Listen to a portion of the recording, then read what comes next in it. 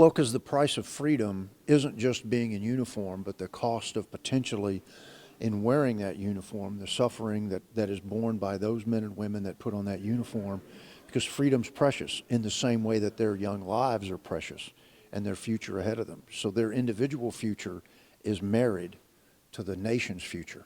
Yeah. And that's why it's so important to remind them of the men and women that we call veterans that have put on the uniform, and whether they served in time of peace or time of war, what's most important is that they were willing to suffer. Yeah. Not whether they did or not, but that they were willing.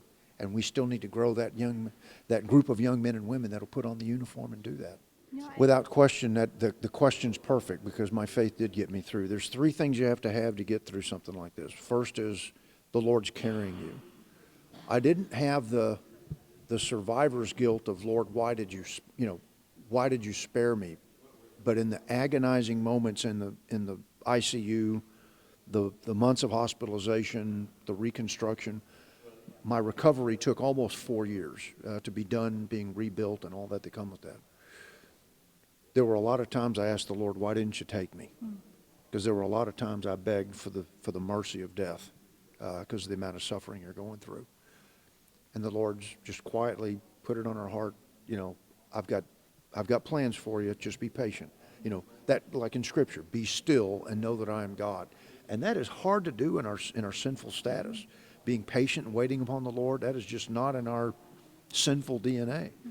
Second, my wife Mel, she lived her wedding vows with such rigor that if the roles were ever reversed, she set a standard that I cannot meet. She was beside me. She tells people that she nagged me through it at times, but I tell people she dragged me through it. And so with those two things are what's required to have some of the humorous view of some of the things that you can look back on it now and see the humor in some things that weren't so humorous at the time.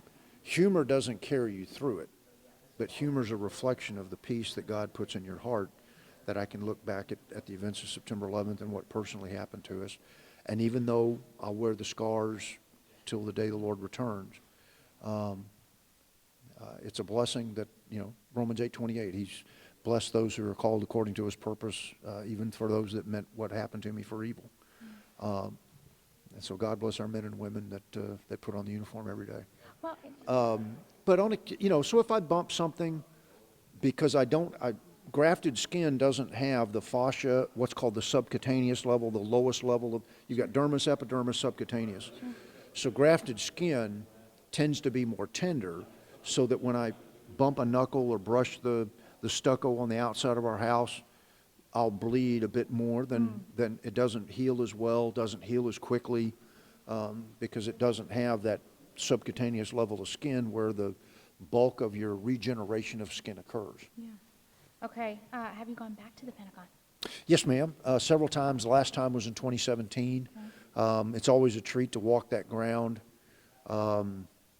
see that holy land, where the holy ground where the Lord spared my life that day. And also remember those that, in fact, my license plate has the room number, the Pentagon room number that I was assigned that day, 2E486. That stands for second floor, E-ring, corridor 4, bay 8, room 6.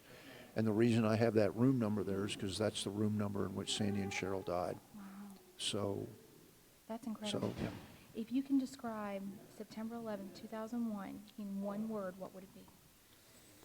Well, that's an impossible question to answer with one word, but it's a great story of the Lord's grace, a reminder that He's still in charge, even though sometimes we think we're in charge, and that in the most difficult of times, the nation wasn't afraid to lean on the Lord. I wish we would lean on the Lord when we're not in danger.